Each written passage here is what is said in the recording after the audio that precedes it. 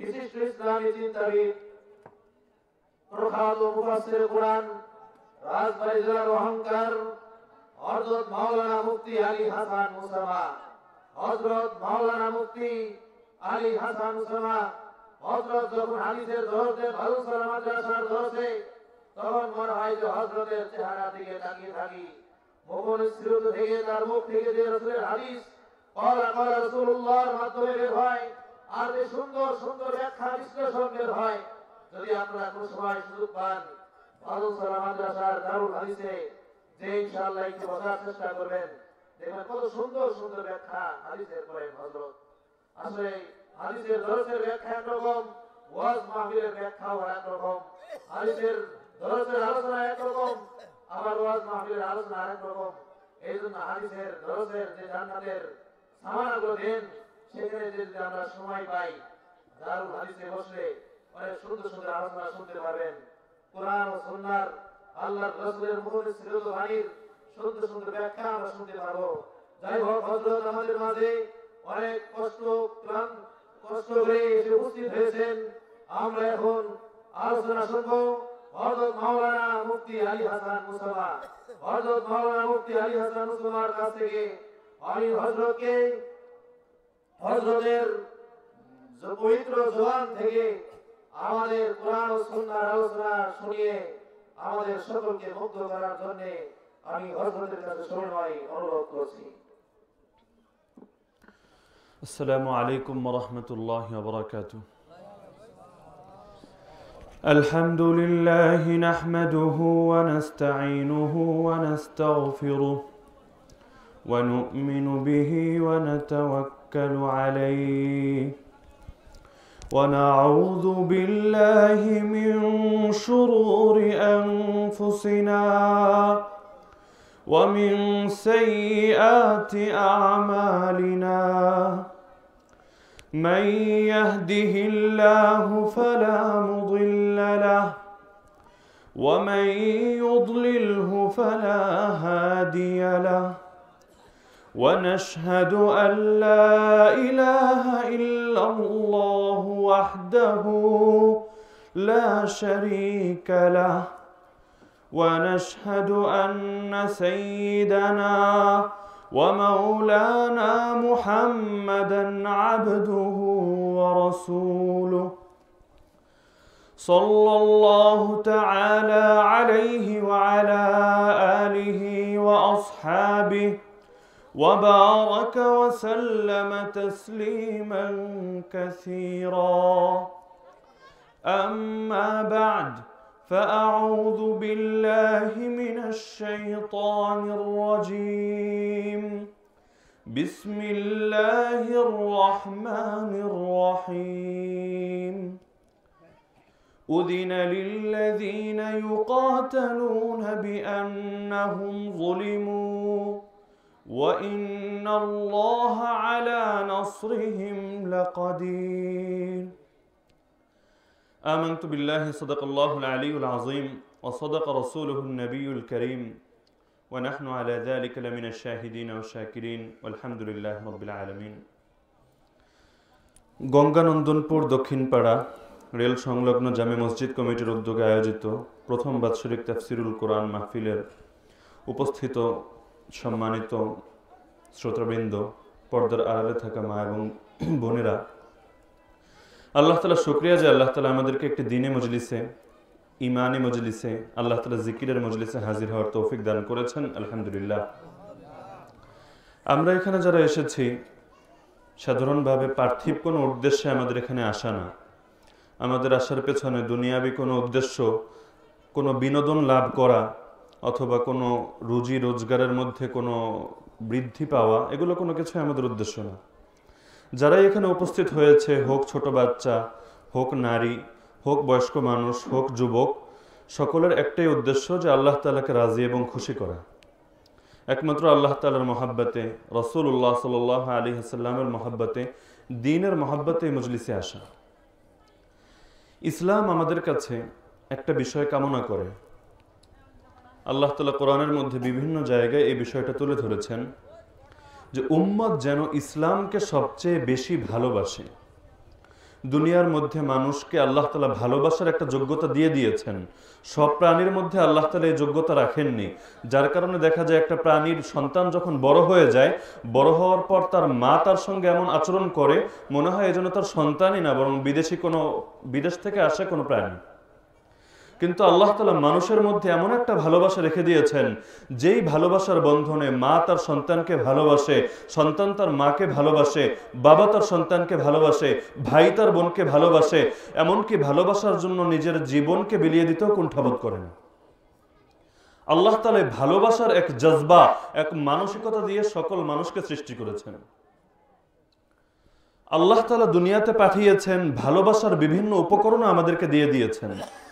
দুনিয়ার মধ্যে কেউ সম্পদকে ভালোবাসে, কেউ গাড়ি ভালোবাসে, কেউ বাড়ি ভালোবাসে, কেউ নারী ভালোবাসে, কেউ আল্লাহকে ভালোবাসে, কেউ রাসূলকে ভালোবাসে, কেউ তার গাড়ি বাড়ির জন্য নিজের আরামকে, নিজের সুখ শান্তিকে বিসর্জন দিয়ে দেয়। সে তার এই দুনিয়ার পেছনে ছুটতে গিয়ে নিজেকে উৎসর্গ করে দিচ্ছে, নিজের খানা পড়ার দিকে ভালো মতো লক্ষ্য রাখছে না, বিশ্রামের দিকে লক্ষ্য রাখছে না, ক্রমান্বয়ে নিজেকে অসুস্থ করে ফেলছে।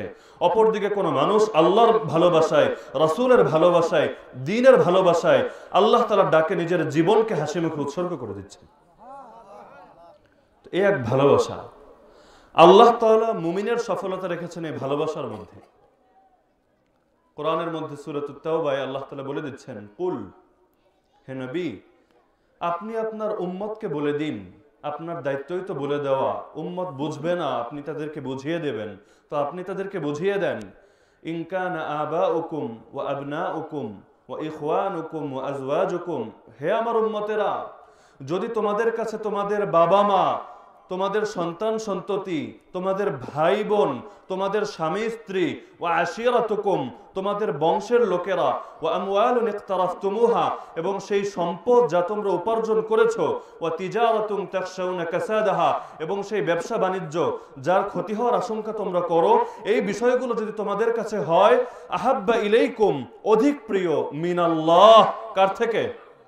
আল্লাহর থেকে যদি তোমাদের কাছে এই সমস্ত বিষয় অধিক প্রিয় হয়, ওয়া রাসূলিহি, এবং তার রাসূলের থেকে, ওয়া জিহাদিন ফি সাবিলিহি, এবং আল্লাহর পথে জিহাদ করা থেকে, ফাতারাব্বাসু, তাহলে তোমরা অপেক্ষা করতে থাকো, হাত্তা ইয়াতি আল্লাহু বিআমরি, যতক্ষণ না আল্লাহ তাআলা তার শাস্তি নিয়ে আসেন। অর্থাৎ যারা আল্লাহকে ভালোবাসে না, যারা রাসূলকে ভালোবাসে না, যারা আল্লাহ এবং তার রাসূলের জন্য নিজের জীবনকে উৎসর্গ করার মানসিকতা রাখে না, আল্লাহ তাআলা তাদেরকে জমিনের মধ্যে রাখার প্রয়োজন নেই, আল্লাহ তাআলা আযাব দিয়ে তাদেরকে ধ্বংস করে দেবেন।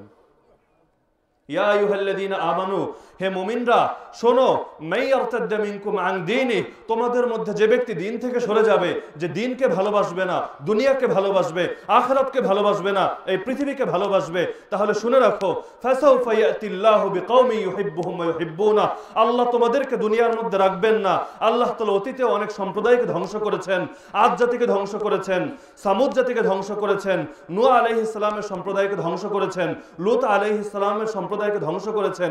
এরকম শত শত জাতির বর্ণনা আমরা কোরআন এবং হাদিসের মধ্যে দেখতে পাই, যারা এই দুনিয়ার মধ্যে একসময় রাজত্ব করেছে, দুনিয়ার মধ্যে তাদের ক্ষমতা ছিল, তাদের প্রতাপ ছিল, তাদের শক্তি ছিল, কিন্তু আল্লাহ তাআলা তাদেরকে দুনিয়ায় রাখেননি, কারণ তারা আল্লাহকে ভালোবাসতো না এবং আল্লাহ তাদেরকে ভালোবাসতেন না। ফাসাউফা ইয়াতিল্লাহু বিকওম, আল্লাহ তোমাদেরকে নিয়ে যাবেন এবং তিনি এমন সম্প্রদায়কে নিয়ে আসবেন, ইউহিব্বুহুম ওয়া ইউহিব্বুনা, যাদেরকে আল্লাহ নিজে ভালোবাসবেন এবং যারা আল্লাহকে ভালোবাসবে। কোন সাহাবীর নাম শুনলে আমরা বলি রাদিয়াল্লাহু আনহু ওয়া রাদু আন। সাহাবীদের নাম আসলে আমরা এই কথা বলি কিনা?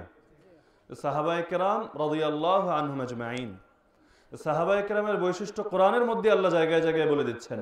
রাদিয়াল্লাহু আনহু অর্থ হলো আল্লাহ তার প্রতি সন্তুষ্ট হয়েছেন, ওয়া রাদিয়া আনহু, এবং তিনিও আল্লাহর প্রতি সন্তুষ্ট হয়েছেন। আমরা সবাই ধর্ম পালন করি কম বেশি, নামাজ কিছু পড়ার চেষ্টা করি, যাদের সামর্থ্য আছে আমরা যাকাত দেওয়ার চেষ্টা করি, রমজান মাস আসলে আমরা রোজা রাখার চেষ্টা করি। কিন্তু আমি যদি আমার নিজেকে জিজ্ঞেস করি, নিরপেক্ষভাবে জিজ্ঞেস করি, দেখতে পাবো যে আমার দিলের মধ্যে এখনো দুনিয়ার ভালোবাসা বেশি আছে, দ্বীনের প্রতি ভালোবাসা কম আছে। সহজ উদাহরণ, আমাকে যদি বলা হয় তুমি দ্বীনের জন্য কিছু সময় বের করো, কিছু সময় তুমি আল্লাহর পথে আসো, আল্লাহর জন্য তুমি এই সময়কে উৎসর্গ করে দাও, যেই সময়ে দুনিয়ার কোনো চিন্তা ভাবনা তোমার মনের মধ্যে থাকবে না, একমাত্র আল্লাহর জন্য একাগ্র চিত্ত হয়ে তুমি উপস্থিত হবে। যদি আমাকে জিজ্ঞেস করা হয়, তখন আমি ভাববো আমার দোকান আছে, আমার চাকরি আছে, আমার ব্যবসা আছে, সবগুলোকে গোছানোর পর আমার হাতে অতিরিক্ত সময় আছে কিনা। সাধারণভাবে এভাবে করি না আমরা? একজন কৃষক সে ভাববে আমি খেতে সময় দেব, খেতে সময় দেওয়ার পর এক্সট্রা কিছু টাইম আমার হাতে বাঁচে কিনা। যদি উদাহরণস্বরূপ এখন এমন হয় যে তার দুনিয়ার পেছনে 8 ঘন্টা সময় প্রতিদিন দিতে হয়, আরো 8 ঘন্টা সময় তাকে বিশ্রাম, খাবার দাবার ইত্যাদির মধ্যে কাটাতে হয়, বাকি থাকছে 8 ঘন্টা। এবার সে ভাববে এই 8 ঘন্টার মধ্যে আমাকে ফ্যামিলির সঙ্গে গল্পগুজব করতে হবে, আমাকে টেলিভিশনের সামনে বসতে হবে, আমাকে বিভিন্ন বিনোদনের মধ্যে শরিক থাকতে হবে, আমাকে খেলার মাঠে গিয়ে খেলতে হবে, আমার পত্রিকা পড়তে হবে। সবগুলো কাজ করার পর আমার হাতে কতটুকু সময় বাঁচে? দেখা যাচ্ছে আধা ঘন্টা সময়, যে আধা ঘন্টা সময় আমার বিশেষ কোনো কাজ নেই।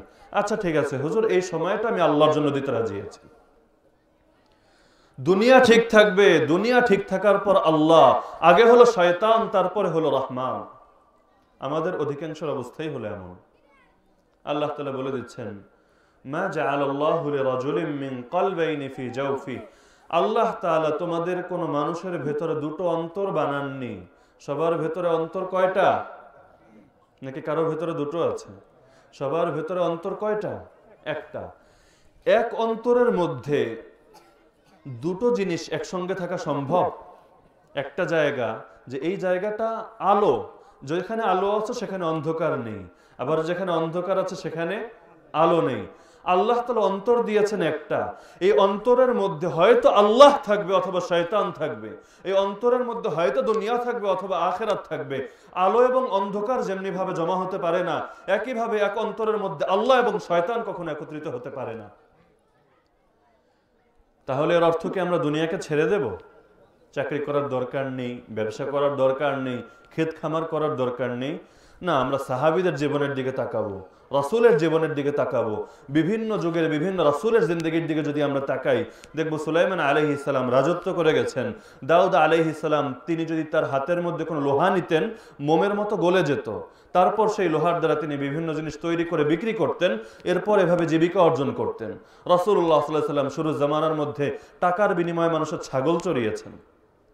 তার মানে হালাল রুজি রোজগার করতে নিষেধ করা হয়নি। আল্লাহ নিজে বলে দিচ্ছেন, ফাইদা কুদিয়াতিস সালাত, যখন নামাজ শেষ হয়ে যায়, ফান্তাশিরু ফিল আরদ, এখন মসজিদে বসে থাকার দরকার নেই, তোমরা জমিনে ছড়িয়ে যাও। ওয়াবতাগু মিন ফাদলিল্লাহ, আল্লাহ তোমাদের জন্য যে রিজিক রেখেছেন, যে অনুগ্রহ রেখেছেন, সেটাকে অনুসন্ধান করো। এটা আল্লাহ তাআলার বিশেষ অনুগ্রহ। আল্লাহ বলে দিয়েছেন, তুমি দুনিয়ার জন্য সময় দাও, আমার কোনো আপত্তি নেই, কিন্তু তোমার ভেতরের স্থানটা, তোমার অন্তরটা আমার জন্য বরাদ্দ থাকবে। তোমার দুনিয়া তোমার পকেটে থাকবে, তোমার দুনিয়া তোমার জরুরতের জায়গায় থাকবে, তোমার দুনিয়া তোমার প্রয়োজনের জায়গায় থাকবে, কিন্তু তোমার প্রিয়জন দুনিয়া হবে না, তোমার প্রিয়জন হবে আল্লাহ। একটা হলো প্রয়োজন আর একটা হলো প্রিয়জন। সম্পদ, দুনিয়া, এগুলো হলো প্রয়োজন, আর আল্লাহ হলেন আমাদের প্রিয়জন। যে ব্যক্তি আল্লাহকে ভালোবাসে আর যে ব্যক্তি আল্লাহকে ভালোবাসে না, শুধু বাহ্যিকভাবে মুখে ভালোবাসার দাবি করে, এই দুই ব্যক্তির জীবনাচর কখনো সমান হতে পারে না। সাহাবায়ে কেরাম রাদিয়াল্লাহু আনহুম আজমাইন আল্লাহকে ভালোবেসেছেন, প্রকৃত অর্থেই ভালোবেসেছেন। যার কারণে দেখা যাচ্ছে হানজালা রাদিয়াল্লাহু তাআলা আনহু নতুন বিয়ে করেছেন, স্ত্রীর সঙ্গে মিলিত হয়েছেন, এখনো গোসলও করতে পারেননি। এমন সময় সংবাদ এসেছে কাফেররা মুসলমানদের উপর অতর্কিত আক্রমণ শুরু করেছে, যুদ্ধের দামামা বেজে গেছে, রাসূলের উপর আক্রমণ হচ্ছে, অন্যান্য মুসলমান ভাইদের উপর আক্রমণ হচ্ছে। এই অবস্থায় তিনি আর অপেক্ষা করতে পারেননি ঘরের ভেতর যে একটু গোসল করব, গোসল করে কিছুক্ষণ বিশ্রাম করব, তারপর বের হব। তার এটা সহ্য হয়নি, কারণ তিনি আল্লাহকে ভালোবাসেন, রাসূলকে ভালোবাসেন। রাসূলের দিকে যারা হাত বাড়িয়েছে তিনি তো তাদেরকে ক্ষমা করতে পারেন না, সঙ্গে সঙ্গে ময়দানে বের হয়েছেন এবং সেই যুদ্ধের মধ্যেই শহীদ হয়ে গেছেন। আসমানের ফেরেশতারা তাকে গোসল দিয়েছে। হানজালা রাদিয়াল্লাহু আনহুকে বলা হয় গাসিলুল মালাইকা, যে আমরা তো গোসল, কোন মানুষ যখন মারা যায় সেই মানুষকে গোসল দেয় কারা? দুনিয়ার মানুষরা। কিন্তু হানজালা রাদিয়াল্লাহু আনহুকে দুনিয়ার কেউ গোসল দেয়নি, আবু বকরও গোসল দেয়নি, ওমরও গোসল দেয়নি, কেউ গোসল দেয়নি, কারণ তার গোসল খোদ ফেরেশতারা এসে দিয়ে গেছে। জুলাইবিব রাদিয়াল্লাহু আনহু রাতে তার বিয়ের কথা, যেদিন তার বিয়ে হবে, বাসর ঘর হবে, কত দিনের স্বপ্ন, কত প্রত্যাশা, এটাকে কেন্দ্র করে কত পরিকল্পনা। ডাক এসেছে জিহাদের, সঙ্গে সঙ্গে ময়দানে বের হয়ে গেছেন, সেই যুদ্ধের মধ্যেই শহীদ হয়ে গেছেন, আর বিয়ে করার তৌফিকও হয়নি। যুদ্ধের মধ্যে গিয়েছেন যে যুদ্ধে যদি জয়ী হই কিছু টাকা পয়সা পাবো এজন্য, অনেক গাড়ি বাড়ি হবে এজন্য, নাকি আল্লাহ তাআলার পক্ষ থেকে ডাক এসেছে, রাসূল নিজে গিয়ে যাচ্ছেন, আমি কিভাবে বসে থাকব? বিভিন্ন সাহাবীর ক্ষেত্রে এমন দেখা যাচ্ছে। আমর ইবনে জামূহ রাদিয়াল্লাহু আনহু, ল্যাংড়া সাহাবী, ভাঙা পা নিয়ে ময়দানে ছুটে যাচ্ছেন, একমাত্র কার মহব্বতে? আল্লাহর মহব্বতে। যেই ব্যক্তি আল্লাহকে মহব্বত করে সেই ব্যক্তি আল্লাহর উপর ভরসা রাখতে পারে। যেই ব্যক্তি আল্লাহকে ভালোবাসে না সেই ব্যক্তি আল্লাহর উপর ভরসা রাখতে পারবে না। আমরা তো ভাবি শিরিক কাকে বলে? শিরিক মানে হলো মূর্তি পূজা করা। আমি মুশরিক না, কেন? আমি কোনোদিন গিয়ে মূর্তির সামনে সিজদা করিনি, তাহলে আমি মুশরিক না। আমরা সবাই এমন ভাবি কি না? কিন্তু আমি যদি কোরআনের দিকে তাকাই তাহলে দেখতে পাবো আল্লাহ তাআলা বান্দাদের জন্য অবধারিত করে দিয়েছেন, বান্দা ভালোবাসবে একমাত্র কাকে? একমাত্র কাকে? আল্লাহকে। যেই ব্যক্তি আল্লাহকে ভালোবাসে না অথবা আল্লাহকে ভালোবাসার পাশাপাশি অন্য কাউকে ভালোবাসে, সেই ব্যক্তিও আল্লাহর সঙ্গে শিরক করলো। কিভাবে? আপনার স্ত্রী, আপনি আপনার স্ত্রীকে ভালোবাসেন, পাশাপাশি আর একটা মেয়েকেও ভালোবাসেন, আপনার স্ত্রী কোনোদিন মেনে নেবে? কোনো একজন সম্ভ্রান্ত নারীর আত্মমর্যাদাবোধ এই বিষয়টা কখনো মেনে নেবে? আপনার কি মনে হয় একজন সাধারণ নারীর থেকে আল্লাহ তাআলার আত্মমর্যাদাবোধ কম? এই নারী তো আপনাকে খাওয়ায় না, এই নারী তো আপনাকে পড়ায় না, এই নারীর আপনার উপর কি অনুগ্রহ আছে? সামান্য কিছু দিন হয়তো সে আপনার সঙ্গে কাটাচ্ছে, আপনার জন্য রান্না বান্না করছে, আপনার সন্তানদেরকে লালন পালন করছে, কিন্তু যেই আল্লাহ আপনাকে দুনিয়াতে জন্ম দিয়েছেন, যেই আল্লাহ প্রতি মুহূর্তে আপনার উপর অবধারিতভাবে নেয়ামত বর্ষণ করে যাচ্ছেন, সেই আল্লাহ এত কিছু করে যাচ্ছেন, তারপরও সেই আল্লাহর পাশাপাশি আপনি অন্য কাউকে ভালোবাসবেন, কিভাবে আল্লাহ এটা মেনে নেবেন? কোনোদিনও সম্ভব না। কিন্তু এর অর্থ কি এটা দুনিয়ার মধ্যে কাউকে ভালোবাসবো না, বাবাকে ভালোবাসবো না, মাকে বাসবো না, স্ত্রীকে ভালোবাসবো না? তা না। আল্লাহ বলেছেন, বান্দা তুমি আমাকে ভালোবাসবে, তোমার ভালোবাসা আমার মধ্যে সীমাবদ্ধ করবে। যেহেতু তুমি আমাকে ভালোবাসো, সুতরাং আমি যাকে যাকে ভালোবাসতে বলবো তুমি তাকে তাকে ভালোবাসতে পারবে, এবং তাকে ভালোবাসা আমাকে ভালোবাসারই অংশ। তুমি তোমার মাকে খুশি করো, আমি তোমাকে জান্নাত দিব। তোমার মায়ের পায়ের নিচে আমি জান্নাত রেখেছি। রিদাল রব্বি ফি রিদাল ওয়ালিদি, রবের সন্তুষ্টি আমি বাবার সন্তুষ্টির মধ্যে রেখেছি। যার প্রতি তার বাবা সন্তুষ্ট, আল্লাহ তার প্রতি সন্তুষ্ট। যার প্রতি তার বাবা সন্তুষ্ট না, আল্লাহ তার প্রতি সন্তুষ্ট না। কিন্তু তুমি আমাকে ভালোবাসো, তারপর আমি যাকে ভালোবাসতে বলবো তুমি তাকে ভালোবাসবে। ভালোবাসা হবে আল্লাহ কেন্দ্রিক, ভালোবাসা হবে রাসূল কেন্দ্রিক, ভালোবাসা হবে দ্বীন কেন্দ্রিক। যার কারণে ইসলামের মাসআলা হলো স্বামী এবং স্ত্রী এর মধ্যে হতে কোনো একজন যদি অমুসলিম হয়ে যায়, হয় কি না বিভিন্ন সময় এরকম? উদাহরণস্বরূপ স্বামী মুসলমান, স্ত্রী দুনিয়ার লোভে পড়ে অথবা অন্য যে কোনো কারণে সে কাফের হয়ে গেল, উদাহরণস্বরূপ খ্রিস্টান হয়ে গেল, বৌদ্ধ হয়ে গেল, হিন্দু হয়ে গেল, ইসলাম বলবে তোমার স্ত্রী যার প্রতি ভালোবাসাকে আমি অপরিহার্য করেছিলাম, এমনকি আমি বলে দিয়েছিলাম স্বামী যদি ভালোবাসার দৃষ্টিতে স্ত্রীর দিকে তাকায় এবং স্ত্রীও যদি ভালোবাসার দিকে স্বামীর দৃষ্টিতে তাকায়, তখন আল্লাহ তাআলা উভয়ের দিকে ভালোবাসার দৃষ্টিতে তাকান।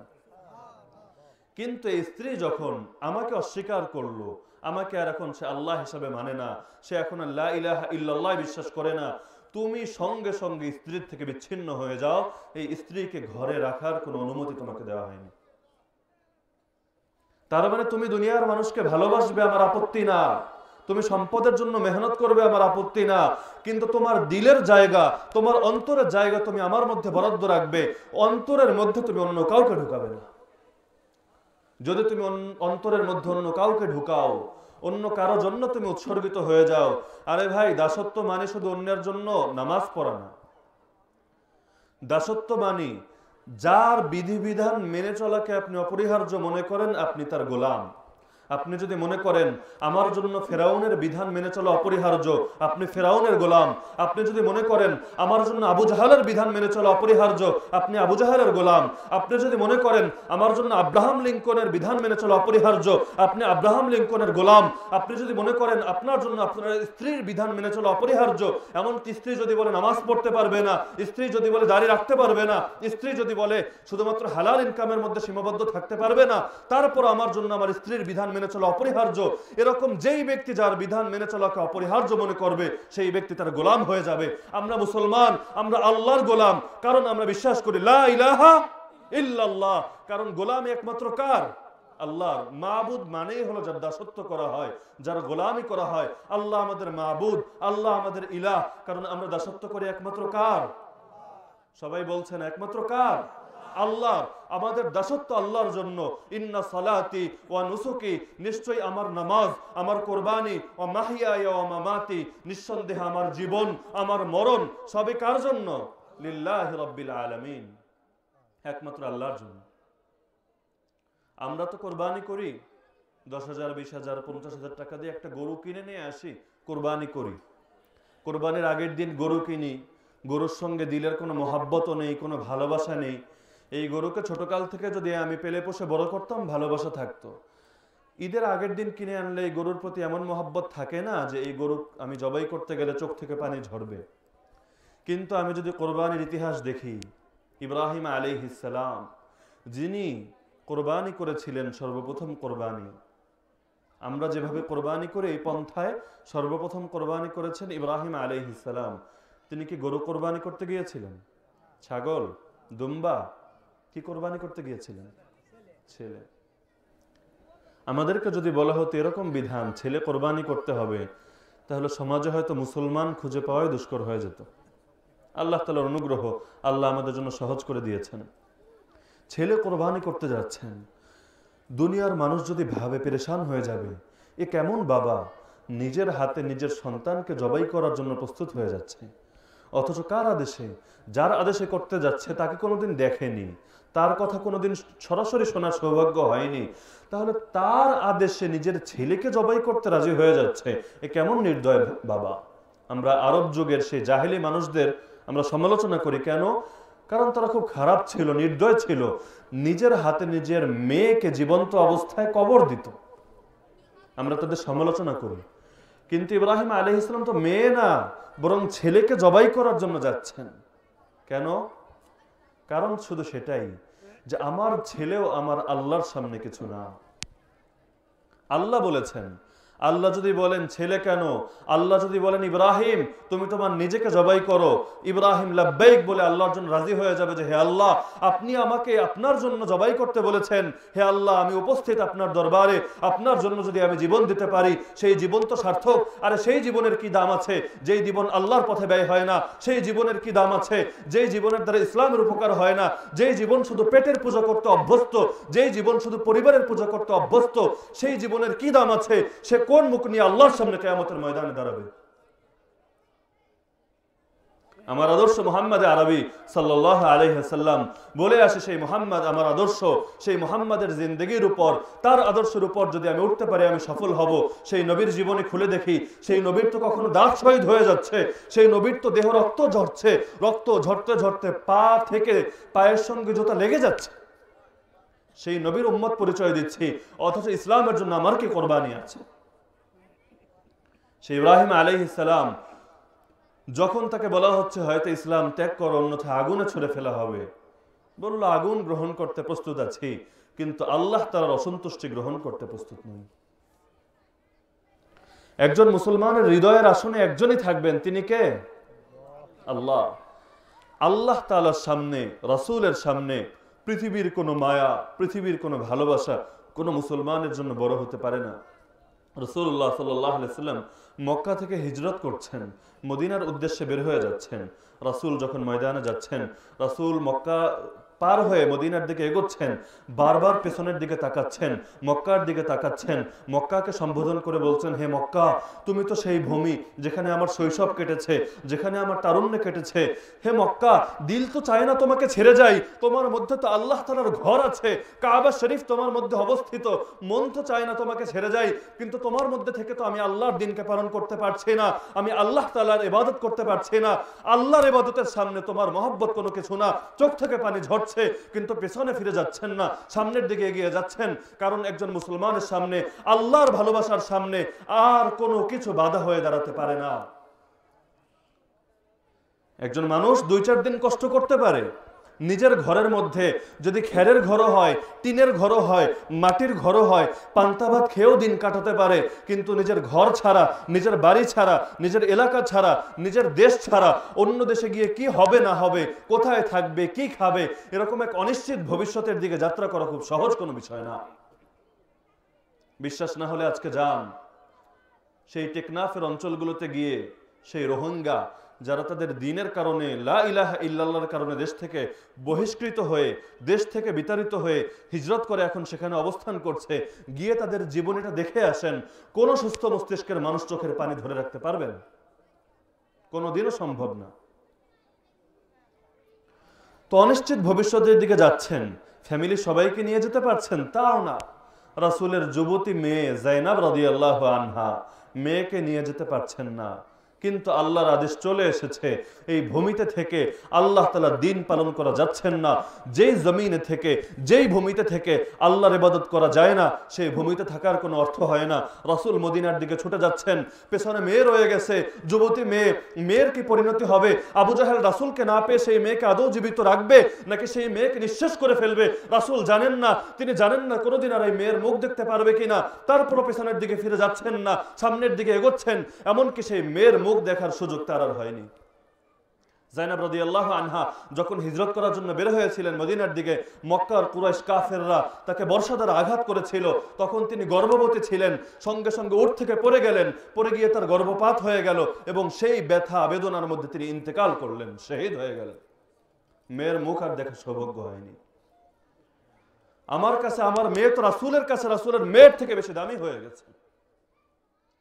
রাসূল তার মেয়েকে কোরবানি দিয়ে দিচ্ছেন আল্লাহর জন্য, ইব্রাহিম ছেলেকে কোরবানি দিয়ে দিচ্ছেন আল্লাহর জন্য, কিন্তু আমার কাছে ছেলে মেয়ে দূরের কথা, আমি আমার সময়কে কোরবানি দিতে, আমি আমার সম্মানকে কোরবানি দিতে, আমি আমার অর্থ সম্পদকে কোরবানি দিতে রাজি হই না আমার দ্বীনের জন্য।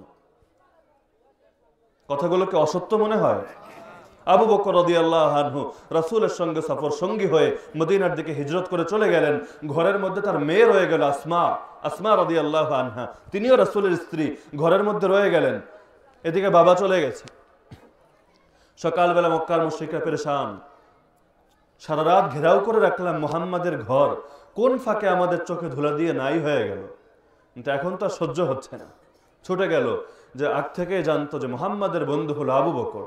যদি আবু বকরকে পাওয়া যায় তাহলে বোঝা যাবে মুহাম্মদ আশপাশে কোথাও আত্মগোপনে আছে, আর যদি দেখা যায় আবু বকরও নেই, তার মানে তারা ভেগেছে আর ধরার সুযোগ নেই। আবু বকরের ঘরে গিয়ে দরজার মধ্যে কড়া নাড়ছে, মেয়ে এসে দরজা খুলছে, আবু জাহেল জিজ্ঞেস করছে আবু বকর কোথায়, উত্তেজিত।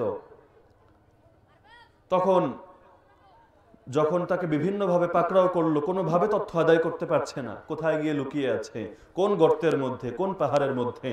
অবশেষে রাগান্বিত হয়ে সেই মেয়ের গালে জোরে চপেটাঘাত করলো, চর মারলো। তা আমি যদি শুনি আমার ফ্যামিলির শুধু মেয়ে না, আমার ভাই, আমার চাচাতো ভাই, মামাতো ভাইয়ের গায়ে কেউ হাত তুলেছে, আমি প্রয়োজনে জীবন দিয়ে দিতে রাজি। ওর কত বড় সাহস, আমার ফ্যামিলির মানুষের গায়ে হাত তুলেছে, আমি ওর চোখ উপড়ে ফেলবো, বলি কি না? কিসের জন্য? আমার একটু সম্মানহানি হয়েছে এজন্য। কিন্তু আবু বকরের মেয়ে, এই উম্মতের সবার আমল যদি এক পাল্লায় রাখা হয় আর আবু বকরের আমল যদি এক পাল্লায় রাখা হয়, কোনটা ভারী হবে? রাসূলুল্লাহ সাল্লাল্লাহু আলাইহি ওয়াসাল্লাম কিয়ামতের দিন যে মানুষটাকে আল্লাহর সামনে উপস্থাপন করবেন যে হে আল্লাহ, এই যে আমি আমার উম্মত নিয়ে এসেছি, আমার আদর্শ, উম্মতের মধ্যে সর্বপ্রথম জান্নাতে কে যাবে? রাসূলের সফর সঙ্গে কে ছিলেন? রাসূল নিজের জীবদ্দশায় নামাজ পড়তে কাকে দিয়েছিলেন? রাসূলের জীবদ্দশায় নামাজ পড়িয়েছেন। রাসূলের পর ইসলামের প্রথম খলিফা কে? এত মর্যাদা সম্পন্ন মানুষের মেয়ে মক্কার আবু জাহাল, যাকে উম্মতের ফেরাউন বলা হয়, এরকম নরাধম এসে তার ছেলেকে, তার মেয়ের গায়ে হাত তুলছে। এরকম ঘটনা কি একটা আর দুটো? সেই সাহাবীদের আদর্শের কথা তো বলি, আর তাদের কথা বলি যে আল্লাহ তাআলা তাদেরকে আকাশে তারকা বানিয়েছেন। যদি তাদেরকে অনুসরণ করতে পারি, আল্লাহ তাআলা সফলতা আমার এর মধ্যেই রেখেছেন। কিন্তু কোথায় অনুসরণ করছি ভাই? কিসের পিছনে ছুটছি? শয়তান তো আমাদেরকে অন্ধ করে রেখেছে, নফস আমাদেরকে অন্ধ করে রেখেছে, দুনিয়া আমাদেরকে অন্ধ করে রেখেছে। আল্লাহ তাআলা যখন জান্নাত এবং জাহান্নামকে সৃষ্টি করেন, জিবরিল আলাইহিস সালামকে পাঠিয়েছিলেন, যাও তুমি জাহান্নামকে দেখে আসো। তিনি জাহান্নামকে দেখলেন, খুব ভয়াবহ অবস্থা। তিনি বললেন যে হে আল্লাহ, দুনিয়ার মধ্যে কোনো মানুষ নেই যে জাহান্নামে আসতে রাজি হবে। এরপর আল্লাহ বললেন, ঠিক আছে, এবার আরেকটু যাও। এরপর আল্লাহ তাআলা হুফফাতিন নারু বিশ-শাহাওয়াত, সেই জাহান্নামকে শাহাওয়াতের মাধ্যমে মানুষের ভালো লাগে, মানুষের চাহিদা যেদিকে, জান্নাতের আমল করার চাহিদা থাকে অন্তরে নাকি জাহান্নামের আমল করার? অন্তরকে যদি ছেড়ে দেওয়া হয় যে হেমন তুমি তোমার মতো চলো, কি মনে হয় জান্নাতের দিকে চলবে না জাহান্নামের দিকে? নিঃসন্দেহে জাহান্নামের দিকে। অন্তর কি বলবে শীতের রাতে উঠে যাও, তাহাজ্জুদের নামাজ পড়ো, আল্লাহর সামনে দাঁড়াও, যাও মসজিদে যাও, গিয়ে ফজরের নামাজ জামাতের সঙ্গে আদায় করো? অন্তর বলবে? বলবে অন্তর? তো অন্তর, মানুষের অন্তরে যেই বিষয়গুলো চাহিদা থাকে, জাহান্নামকে আল্লাহ তাআলা এগুলোর দ্বারা ঘিরে ফেললেন। এরপর জিবরিলকে বললেন, যাও এবার দেখে আসো। জিবরিল গিয়ে আল্লাহর কাছে রিপোর্ট পেশ করলো যে হে আল্লাহ, এই জাহান্নাম দেখে এবং তাকে আপনি যার দ্বারা সজ্জিত করেছেন তা দেখে তো আশঙ্কা হচ্ছে কোনো মানুষ এই জাহান্নামের বাইরে থাকবে না। কারণ মন চাহি জিন্দেগি জাহান্নামের জিন্দেগি, রব চাহি জিন্দেগি জান্নাতি জিন্দেগি। এরপর আল্লাহ তাআলা একইভাবে জান্নাতে পাঠালেন, জান্নাত দেখালেন। জান্নাত যখন প্রথমবার দেখলেন তখন বললেন, হে আল্লাহ, এই জান্নাতে তো সবাই চলে আসবে, এই জান্নাতের বাইরে কেউ থাকবে না। কিন্তু জান্নাতের কাজগুলো দ্বারা যখন জান্নাতকে ঢেকে দেওয়া হলো, কঠিন কাজ, ওয়াহুফাতিল জান্নাতু বিল মাকারিহ, অপছন্দনীয় কাজ, যেগুলো নফসের জন্য কষ্টকর, আল্লাহ যখন এগুলোর দ্বারা জান্নাতকে ঢেকে দিলেন, তখন তিনি দেখে বললেন যে হে আল্লাহ, মনে হয় না এই জান্নাতে আর কেউ আসতে পারবে। দুনিয়াতে পাঠিয়েছিলেন তো পরীক্ষার জন্য। পরীক্ষা কখন হবে? যখন একদিক থেকে আল্লাহ তাআলার কিতাব আমাকে হেদায়েতের দিকে ডাকবে, রাসূল আমাকে হেদায়েতের দিকে ডাকবে, রাসূলের ওয়ারিসরা আমাকে হেদায়েতের দিকে ডাকবে, আর একদিকে শয়তান আমাকে জাহান্নামের দিকে ডাকবে, নফস আমাকে জাহান্নামের দিকে ডাকবে, খারাপ বন্ধু বান্ধব আমাকে জাহান্নামের দিকে ডাকবে। ও দুটো বিষয় যখন পাশাপাশি দাঁড়াবে তখনই তো পরীক্ষা হবে। দুটো জিনিস আমাকে ডাকছে, আমাকে মাহফিলের দিকেও দাওয়াত দেওয়া হয় আর আমাকে কনসার্টের দিকেও দাওয়াত দেওয়া হয়, কিন্তু আমার সারা বেশি পড়ে কোন দিকে? কনসার্টের জন্য মানুষ লক্ষ লক্ষ টাকা খরচ করতেও গায়ে বাঁধে না, আর মাহফিলের জন্য খরচ করার জন্য পকেটে টাকা খুঁজে পায় না। আল্লাহর জন্য আমরা কোনগুলো বরাদ্দ রাখি? স্বাভাবিকভাবেই আপনি বলুন, জুম্মার দিন মসজিদে নামাজ পড়তে গেলাম, আমার সামনে একটা দান বাক্স চলে আসলো, অথবা একজন অসহায় মানুষ, ভিখারি মানুষ আমার ঘরের দরজার সামনে আসলো, তখন কি আমি আমার পকেটে 500 টাকা 1000 টাকার নোট খুঁজি? নাকি 2 টাকা 5 টাকা 1 টাকার কয়েন, তাও আবার ছেঁড়া নোটটা, যেই নোটটা কাউকে বকশিশ দেওয়া যাবে না, এরকম নোট খুঁজি? অথচ পরকালে গিয়ে আমি কোন টাকাটা পাবো? যেই টাকাটা আমার দুনিয়ার পেছনে ব্যয় করলাম সেটা আল্লাহর কাছে পাবো, না কোনটা পাবো? যেটা দান করলাম। আল্লাহর পথে দান করছে 2 টাকা 1 টাকা, আল্লাহর পথে দান করছে ছেঁড়া নোট। আর আমি স্বপ্ন দেখছি কিয়ামতের দিন যখন আল্লাহর সামনে দাঁড়াবো, আল্লাহ আমার সামনে চকচকে 1000 টাকার নোটগুলো এনে উপস্থিত করবে যে হে বান্দা, তুমি তো আমার কাছে এই টাকাগুলো পাঠিয়েছিলে, আমার কাছে তুমি বিকাশ করেছিলে এই টাকাগুলো, এই 1000 টাকার চকচকে নোটগুলো, এই না, ওইগুলো তোমার জন্য আমি বরাদ্দ রাখলাম। মিজানের সেই আমল নামার দাড়ি পাল্লে আমি এগুলো তুলে দেব, এগুলো মাপা হবে। হবে কোনোদিন এরকম? যা দেব তাই পাবো। মানুষ দুনিয়ার মধ্যে আখিরাতের জন্য পাঠাচ্ছে আর পাঠাচ্ছে, সে পাঠাবে গাধা আর সেখানে গিয়ে পাবে ঘোড়া, এটা তো কখনোই হওয়ার নয়। দুনিয়ার মধ্যে দুনিয়া ঠিক রেখে আমি জান্নাত কামাই করার চেষ্টা করব। আগে হবে দুনিয়া, তারপর হবে জান্নাত। আর আমি স্বপ্ন দেখি যে আল্লাহ আগে দিবে জান্নাত আর জাহান্নামকে আমার থেকে দূরে রাখবেন, হবে কখনো? দুনিয়ার মধ্যে যদি আমি আমার নিজেকে পরিশুদ্ধ করে না যেতে পারি, নিজেকে পবিত্র করে যেতে না পারি, তাহলে আল্লাহ তাআলা জাহান্নামের আগুনের দ্বারা আমাকে পরিশুদ্ধ করে নেবেন। একটা স্বর্ণ মাটির নিচ থেকে তুললেই ব্যবহারের যোগ্য হয়ে যায় না, আগুন দ্বারা পোড়াতে হয়, সেটাকে একটা সিস্টেমের মধ্যে নিয়ে আসতে হয়, তারপর সেই স্বর্ণ ব্যবহারের উপযোগী হয়। আমি যদি আমার নিজেকে আগ থেকেই দুনিয়ার মধ্যে থেকেই জান্নাতের উপযোগী করে যেতে পারি, আল্লাহ তাআলা আমাকে সহজেই জান্নাত দিয়ে দেবেন। কিন্তু যদি উপযোগী করে না যেতে পারি, আল্লাহ তাআলা সেই আগুনের দ্বারা পোড়াবেন, পুড়িয়ে পুড়িয়ে পুড়িয়ে আমাকে জান্নাতের উপযোগী করবেন, তারপর আল্লাহ তাআলা আমাকে জান্নাতে দেবেন। তো ঈমান, বান্দার সবচেয়ে গুরুত্বপূর্ণ বিষয় হলো ঈমান। যেই ব্যক্তি ঈমানটা নিয়েও আল্লাহর সামনে দাঁড়াতে পারবে, সে তো সফলতা লাভ করবে, আল্লাহ তাকে জান্নাত দিয়ে দিবেন। কিন্তু আমি তো ভাবি যে আমার ঈমান ভাঙে সম্ভবত শুধু যদি মূর্তি পূজা করি তাহলে, আর মূর্তি পূজা যদি না করি, আর যা কিছুই হোক না কেন, আমার ঈমান বোধহয় এমন শক্তের শক্ত যে এর মধ্যে কোনো ক্ষত হয় না। বিষয়টা কি এমন? বান্দা যখন একটা গুনাহ করে তার দিলের মধ্যে একটা কালো দাগ পড়ে যায়, যদি তওবা না করে কালো দাগটা থেকে যায়, আবার যখন আরেকটা গুনাহ করে আরেকটা কালো দাগ পড়ে, এভাবে পড়তে পড়তে এক সময় পুরো অন্তরটা কালো হয়ে যায়।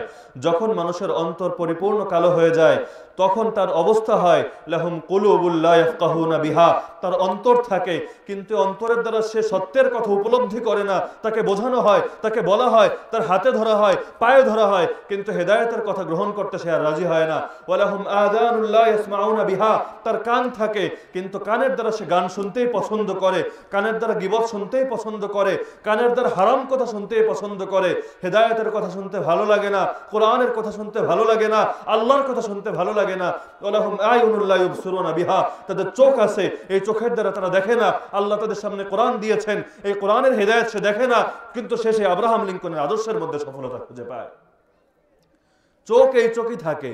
আল্লাহ তাআলা কিয়ামতের দিন অনেক মানুষকে এনে উপস্থিত করবেন, যে মানুষরা দুনিয়ার মধ্যে চক্ষুষ্মান ছিল, কিন্তু কিয়ামতের দিন তারা সেই দিন অন্ধ থাকবে। আল্লাহর কাছে তারা বলবে, ক্বালা রাব্বি লিমা হাশারতানি আ'মা, হে আল্লাহ, আপনি এই হাসরের ময়দানে আমাকে অন্ধ অবস্থায় কেন উঠালেন? ওয়াকাদ কুনতু বাসীরা, দুনিয়ার মধ্যে তো আমি চক্ষুষ্মান ছিলাম। আপনি তো বলেছিলেন দুনিয়ার মধ্যে যে যেমন অবস্থায় মৃত্যুবরণ করেছে, কিয়ামতের ময়দানে সে সেভাবে উপস্থিত হবে। আমি তো দুনিয়ার মধ্যে চক্ষুষ্মান ছিলাম, আজ আমি কেন অন্ধ?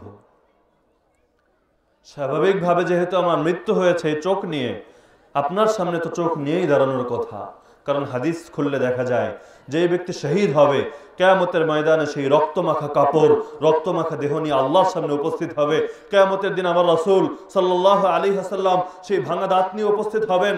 মুসআব ইবনে উমাইর রাদিয়াল্লাহু আনহু সেই অর্ধ কাফন নিয়ে উপস্থিত হবেন। হামজা রাদিয়াল্লাহু আনহু তার সেই কলিজাকে, হিন্দা আবু সুফিয়ানের স্ত্রী কলিজা চিবিয়ে খেয়েছিল, সেই অবস্থায় তিনি উপস্থিত হবেন। সাহাবী জাফর তাইয়ার রাদিয়াল্লাহু আনহু দু বাহু কাটা অবস্থায় আল্লাহর সামনে উপস্থিত হবেন। আর আমি আল্লাহর সামনে উপস্থিত হব বিশাল দেহ নিয়ে, বিশাল চর্বি নিয়ে, বিশাল মেদ নিয়ে আল্লাহর সামনে দাঁড়াবো। আমার দেহের মধ্যে আমার দুনিয়া যে ভোগ করে গিয়েছি সেগুলোর বিভিন্ন আলামত দেখা যাবে। আর আমার সামনে আমার রাসূল থাকবেন রক্তাক্ত অবস্থায়, সাহাবীরা থাকবে রক্তাক্ত অবস্থায়। তাদের সামনে উপস্থিত হয়ে বলবো, হে আল্লাহর রাসূল, আমার চেহারার মধ্যে তোমার সুন্নত নেই, আমার দেহের মধ্যে তোমার সুন্নত নেই, আমার শরীরের মধ্যে তোমার পথে রক্ত ঝরানো নেই। এই শরীর নিয়ে উপস্থিত হয়েছে, হে রাসূল শুনো, আমি তোমার শ্রেষ্ঠ উম্মত, আমাকে তুমি সুপারিশ করে জান্নাতে নিয়ে যাও। এরকম হবে? তো যেই ব্যক্তি দুনিয়ার মধ্যে চক্ষুষ্মান ছিল, এরকম কিছু মানুষকে আল্লাহ তাআলা অন্ধ অবস্থায় উঠাবেন। তারা বলবে, কেন আমাকে অন্ধ অবস্থায় উঠালে? ওয়াকাদ কুনতু বাসীরা। আল্লাহ তাআলা বলবেন, শোনো বান্দা, আমি কারো উপর জুলুম করি না। ক্বালা কাযালিকা আতাতকা আয়াতুনা, এমনি ভাবে তোমার কাছে আমার আয়াত সমূহ এসেছিল, কোরআনের আয়াত তোমার সামনে আমি দিয়েছিলাম, আসমান থেকে নাজিল করেছিলাম, রাসূল এসে তোমাদেরকে বুঝিয়েছে, আলেম উলামা এসে তোমাকে বুঝিয়েছে, পীর মাশায়েখ এসে তোমাকে বুঝিয়েছে, দাওয়াতের সাথীরা এসে তোমাকে বুঝিয়েছে, মুজাহিদরা এসে তোমাকে বুঝিয়েছে, বিভিন্ন জন বিভিন্ন ভাবে বুঝিয়েছে। তুমি মানোনি, তুমি আমার আয়াতকে দেখেও না দেখার ভান করেছো, তুমি সত্যের পথ চিনো, সত্যের পথে উঠতে চাওনি। শুনো, যেহেতু তুমি আমার আয়াত দেখেও না দেখার ভান করেছো, দুনিয়ার মধ্যে আমার সঙ্গে তুমি অন্ধের মতো আচরণ করেছো, এজন্য আজকে আমি তোমাকে অন্ধ অবস্থায় উঠালাম। দুনিয়ায় তোমার চোখ ছিল ঠিক আছে, কিন্তু এই চোখ আমার জন্য ছিল না।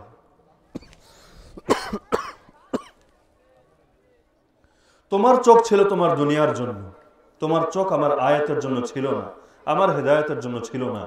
দুনিয়ায় তুমি যা করে এসেছো, আজ আমার এখানে তাই পাবে। যেই ব্যক্তি আল্লাহকে ভালোবাসে না, সেই ব্যক্তি আল্লাহ তাআলার ওয়াদার উপরও পরিপূর্ণ ইয়াকিন করতে পারে না। আমরা যারা মুসলমান, আমরা বিশ্বাস করি কি না যে মৃত্যু সত্য, জান্নাত সত্য, জাহান্নাম সত্য, কবরের আযাব সত্য, কিয়ামতের ময়দানে মিজানের মধ্যে আল্লাহ তাআলা আমলনামা মাপবেন, এটা সত্য। কিয়ামতের দিন কাউকে ডান হাতে আমলনামা দেওয়া হবে, কাউকে বাম হাতে আমলনামা দেওয়া হবে, এটা সত্য। পুলসিরাতের পোল সত্য। এগুলো বিশ্বাস করি কিনা? নাকি এমন কেউ আছে যে বিশ্বাস করে না? কিন্তু আমি যে বিশ্বাস করি তার কি প্রভাব আমার জীবনের মধ্যে আছে? আল্লাহ তাআলা মৌখিক তাওহীদের মধ্যে সফলতা রাখেননি, মৌখিক লা ইলাহা ইল্লাল্লাহর মধ্যে সফলতা রাখেননি। আল্লাহ সফলতা রেখেছেন তাওহীদ আমালের মধ্যে, অর্থাৎ এমন তাওহীদ যে তাওহীদ আমার আমলের মধ্যে পরিণত হয়েছে। মুখে লা ইলাহা ইল্লাল্লাহ, লা ইলাহা ইল্লাল্লাহ, লা ইলাহা ইল্লাল্লাহ, চোখ হলো টিভির দিকে। সাবহাবার কাফতাও বাবার লাব দিল পুরাজ দৌকে গুনাহ মাসিয়াতরা খান্দামি আয়াত বার ইস্তিগফারে মা। হাতের মধ্যে তাসবিহ, মুখের মধ্যে তওবা, কিন্তু অন্তরটা গুনাহের চিন্তা চেতনায় পরিপূর্ণ। মজলিসে বসি, আল্লাহর কথা হচ্ছে বসি, অন্তরের মধ্যে এখনো চিন্তা আছে এখান থেকে গিয়ে আমি একটা সুদের লেনদেন করব, এখান থেকে গিয়ে টিভির সামনে বসবো, এখান থেকে গিয়ে আগামীকাল ফজরের নামাজটা ছেড়ে দেব। অন্তর গুনাহের চেতনায় পরিপূর্ণ। এরকম তওবা আসমানে যায় না। নামাজ, এই নামাজের মাধ্যমে কোন বান্দা আল্লাহর খুব কাছাকাছি চলে যায়। আসসালাতু মিরাজুল মুমিন। আমরা তো আর মেরাজ সেভাবে করতে পারবো না যেভাবে রাসূল করেছিলেন। আমরা মেরাজ করি আমাদের নামাজের মাধ্যমে। নামাজ পড়ি, আল্লাহর কাছে আমার অভাব তুলে ধরি, নামাজ পড়ি, আল্লাহর কাছে বলি ইহদিনাস সিরাতাল মুস্তাকিম, হে আল্লাহ আপনি আমাকে হেদায়েত দিয়ে দেন, সরল পথের উপর উঠে নিয়ে আসেন। নামাজ পড়ি, আল্লাহর কাছে দোয়া করি, আল্লাহুম্মা ইন্নী যালামতু নাফসি যুলমান কাসীরা, হে আল্লাহ আমি আমার নিজের উপর অনেক জুলুম করে ফেলেছি, ওয়ালা ইয়াগফিরুয যুনুবা ইল্লা আনতা, হে আল্লাহ আপনি ছাড়া তো আর কেউ গুনাহ ক্ষমা করতে পারে না। ফাগফিরলি মাগফিরাতাম মিন ইনদিক, সুতরাং আপনি আপনার পক্ষ থেকে আমাকে ক্ষমা করে দিন। ওয়ারহামনি, আপনি আমাকে দয়া করুন। ইন্নাকা আনতাল গফুরুর রহিম। নামাজের মধ্যে পড়ছি, কি পড়ছি সেই চেতনাও নাই। নামাজের মধ্যে আমার গুনাহের চেতনায় পরিপূর্ণ। নামাজ পড়ছি, নামাজের মধ্যে মন নেই। ওয়াকাম মিন মুসাল্লিন মা লাহু মিন সালাতিহি সিওয়া রুয়াতিল মিহরাব ওয়াল কাদ্দি ওয়াল আনা। ইবনে আরবি বলেন, কত নামাজি এমন আছে যাদের নামাজের মধ্যে শুধু মসজিদে উপস্থিত হওয়া আর মেহরাব মিম্বারের সৌন্দর্য দেখা ছাড়া আর কোনো কিছুই পায় না। কত রোজাদার এমন আছে ক্ষুধার্ত থাকা ছাড়া, এই সারাদিন না খেয়ে থাকা ছাড়া আর কোনো কিছু সে পায় না।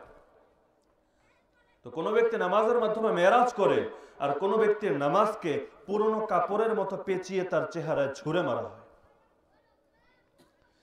যখন মানুষ আল্লাহকে ভালোবাসে তখন সে আল্লাহ তাআলার কথার উপর ইয়াকিন করে। দুনিয়ার মধ্যেও যার প্রতি আমার ভালোবাসা পরিপূর্ণ না, আমি আমার শত্রুকে ভালোবাসি? ভালোবাসি? আমার শত্রু যদি আমাকে বলে অমুক দিন তুমি ওখানে উপস্থিত হয়েও, তোমার সঙ্গে আমার বিশেষ কথাবার্তা আছে, আমি আগ থেকেই আমার ভাই ব্রাদারকে সজাগ রাখবো, ওইখানে যাচ্ছি, কি হয় না হয়, আমার উপর আবার আক্রমণ করে কিনা, তোমরা সাবধান থেকো, থানার মধ্যে একটা জিডি করে যায়, ঠিক না? আল্লাহ তাআলার উপর যদি আমার ভালোবাসা পরিপূর্ণ থাকে তখন আমি আল্লাহ তাআলার কথার উপর ইয়াকিন রাখতে পারবো। যদি আল্লাহর উপর আমার ভরসা, আল্লাহর উপর আমার ভালোবাসা পরিপূর্ণ না থাকে, আল্লাহর ওয়াদার উপর আমার ইয়াকিন আসবে না। সাহাবায়ে কেরাম আল্লাহ তাআলাকে ভালোবেসেছিলেন পরিপূর্ণভাবে, যার কারণে আল্লাহ তাআলার ওয়াদার উপর তাদের 100% ইয়াকিন ছিল। বদরের ময়দানে নেমে যাচ্ছেন, এক পক্ষে মাত্র 313 জন সাহাবী, তাও এমন সাহাবী যার মধ্যে মুআজ এবং মুআওয়াজের মতো বালক সাহাবী আছে, যার মধ্যে ছোট ছোট অল্প বয়স্ক সাহাবী আছে, যাদের কাছে অস্ত্র নেই, সব মিলিয়ে মাত্র 8টা তরবারি, 2টো মাত্র ঘোড়া, মানুষ হলো 313 জন। অপর পক্ষে আবু জাহেলের সশস্ত্র বাহিনী, যারা যুদ্ধের প্রস্তুতি নিয়ে এসেছে, যাদের কাছে হাজার হাজার অস্ত্র শস্ত্র তরবারি সবকিছু মজুদ আছে, খাবারের জন্য সবকিছু মজুদ আছে, যুদ্ধের জন্য জায়গাও পেয়েছে, ভালো জায়গা। অপরদিকে মুসলমানের কোনো কিছু নেই, তারপরও পিছনে যাচ্ছেন না। রাসূল ভাবছেন না যে তার সঙ্গে চুক্তি করে ফেলি, আবু জাহেলের সঙ্গে একটা সমঝোতায় চলে আসি। রাসূল আল্লাহর কাছে সিজদায় পড়ে দোয়া করছেন যে হে আল্লাহ, হে আল্লাহ, আল্লাহুম্মা আতিনি মা ওয়া'আদতানি, আপনি আমাকে যে ওয়াদা দিয়েছিলেন আপনি দয়া করে আমাকে তা দিয়ে দিন। হে আল্লাহ, আল্লাহুম্মা ইন তুহলিক হাযিহিল ইসাবা, এই বাহিনীকে আজকে যদি বদরের ময়দানে আপনি ধ্বংস করে দেন, এই 313 জনের বাহিনীকে যদি আপনি বরবাদ করে দেন, লাম তু'বাদ ফিল আরদ, এই জমিনের মধ্যে কোনোদিন আর আপনার ইবাদত হবে না। কে করবে আপনার ইবাদত? এই ময়দানের মধ্যে আমি মুহাম্মদ উপস্থিত, আবু বকর উপস্থিত, ওমর উপস্থিত, ওসমান উপস্থিত, সবাই তো উপস্থিত। যদি মরে যাই সবাই মরে যাব, ইসলামের আর কোনো নাম নিশানাও থাকবে না, দুনিয়ার মধ্যে আর কোনোদিন আপনাকে ডাকা হবে না, আপনার ইবাদত করার মতো কেউ থাকবে না। তারপরও পেছনে হটছেন না, সামনের দিকে এগিয়ে যাচ্ছেন। হুনাইনের যুদ্ধে চারদিক থেকে বৃষ্টির মতো তীর আসছে, অধিকাংশ সাহাবী ময়দান ছেড়ে পালিয়ে গিয়েছেন। কে কোন দিকে গিয়েছে কোনো খবর নেই। রাসূল ময়দানের মধ্যে উপস্থিত, অথচ কার বেঁচে থাকা বেশি দরকার? রাসূলের। সেই রাসূল দাঁড়িয়ে উপস্থিত, তিনি বলছেন আনান নাবিয়্যু লা কাযিব, আমি নবী, আমি মিথ্যুক না, আমি মিথ্যুক না, আমি সত্যবাদী। আমি বলেছি আল্লাহ সাহায্য করবেন, সুতরাং আল্লাহ অবশ্যই সাহায্য করবেন। আল্লাহ তাআলা কিভাবে করবেন সেটা আল্লাহই ভালো জানেন। যার কারণে বদরের যুদ্ধের ব্যাপারে দেখা যায় পরবর্তীতে মুশরিকরা যারা পরবর্তীতে মুসলমান হয়েছিল তারা বলছে আমরা দেখলাম কারা যেন আসমান থেকে কারা যেন অনেক সুন্দর মানুষ ঘোড়া নিয়ে এসে আমাদেরকে হত্যা করে যাচ্ছে। মুসলমানদের হাতে তরবারি নেই, কিভাবে হত্যা করবে? তো দেখা যাচ্ছে আসমান থেকে বাহিনী চলে আসছে। আল্লাহ তাআলা বলে দিচ্ছেন ফালাম তাকতুলুহুম ওয়ালাকিন্নাল্লাহ কাতালাহুম। হে সাহাবীরা শুনে রাখো, হে আমার নবীর সাহাবীরা শুনে রাখো, সেই বদরের ময়দানে তোমরা তাদেরকে হত্যা করোনি, ওয়ালাকিন্নাল্লাহ কাতালাহুম, আল্লাহ নিজে তাদেরকে হত্যা করেছেন। ওমা রামাইতা ইয রামাইতা ওয়ালাকিন্নাল্লাহ রামা। হে নবী, আপনি আল্লাহর নাম নিয়ে এক মুঠো ধুলি ছুঁড়ে মেরেছেন, আর এই এক মুঠো ধুলো সব কাফেরের চোখে গিয়ে পড়লো, কিভাবে সম্ভব? হে নবী শোনো, ওমা রামাইতা ইয রামাইতা, তুমি যখন এই ধুলো ছুঁড়ে মেরেছিলে তুমি মারোনি, ওয়ালাকিন্নাল্লাহ রামা, আল্লাহ নিজে মেরেছেন, এজন্য সব কাফেরের চোখে গিয়ে পৌঁছে গেছে। তো যার কারণে আল্লাহ নিজে কোরআনের মধ্যে বলে দিচ্ছেন ওয়ামাই ইয়াতাওয়াক্কাল আলাল্লাহ ফাহুয়া হাসবু, যেই ব্যক্তি আল্লাহর উপর ভরসা করে আল্লাহ নিজে তার জন্য যথেষ্ট হয়ে যাবে। বদরের ময়দানে তোমরা আমার উপর ভরসা করেছিল, দেখো আমি কিভাবে তোমাদের জন্য যথেষ্ট হয়ে গেলাম। পক্ষান্তরে উহুদের ময়দানে, হুনাইনের ময়দানে ইদ আজাবাতকুম কাসরাতুকুম, সংখ্যায় বেশি ছিলে। বদরে ছিল 313, হুনাইনে ছিল 10,000। কয় গুণ বেশি? বদরে ছিল 313, হুনাইনে ছিল 10,000। ইদ আজাবাতকুম কাসরাতুকুম, আল্লাহ তাআলা বলেন সংখ্যায় বেশি, এই সংখ্যাধিক্য তোমাদেরকে মুগ্ধ করে ফেলেছিল যে আমরা তো সেই বাহিনী যারা খালি হাতে 313 জনের বাহিনী নিয়ে আমরা দুনিয়ার আবু জাহালকে ধ্বংস করেছি। আজ 10,000 মানুষ আমরা, আমাদেরকে কে ঠেকাবে? ইদ আজাবাতকুম কাসরাতুকুম, সেদিন তোমাদের সংখ্যাধিক্য তোমাদেরকে মুগ্ধ করেছিল। ফালাম তুগনি আনকুম শাইআ, এই সংখ্যাধিক্য তোমাদের কোনো কাজে আসেনি। কে কোন দিকে দৌড়ে পালাবে সেই জায়গাও খুঁজে পাওনি। অদাকাত আলাইকুমুল আরদু বিমা রাহুবাত, এই জমিন প্রশস্ত হওয়া সত্ত্বেও তোমাদের জন্য সংকীর্ণ হয়ে গেল। কোন দিকে যাবে, কোন দিকে মাথা ঠেকাবে, কিভাবে তীর থেকে বাঁচবে খুঁজে পাচ্ছে না। তার মানে ফয়সালা জমিন থেকে হয় না, ফয়সালা কোথা থেকে হয়? ওয়াফিস সামাই রিজকুকুম ওয়া মা তুআদুন। আল্লাহ বলেন বান্দা, জীবিকার জন্য তো ছুটছো, চাকরির পেছনে ছুটছো, ব্যবসার পেছনে ছুটছো, নারীর পেছনে ছুটছো, গাড়ির পেছনে ছুটছো, তুমি তো ছুটছো দুনিয়ার দিকে। কিন্তু শোনো, তোমার রিজিক কিন্তু দুনিয়ায় ফয়সালা হয় না, তোমার রিজিকের ফয়সালা হয় কোথায়? আসমান। অফিস সামাই রিজকুকুম ওয়া মা তুআদুন, সেই আসমানে রয়েছে তোমাদের রিজিক এবং সেই জিনিস যার ওয়াদা তোমাদেরকে দেওয়া হয়েছিল।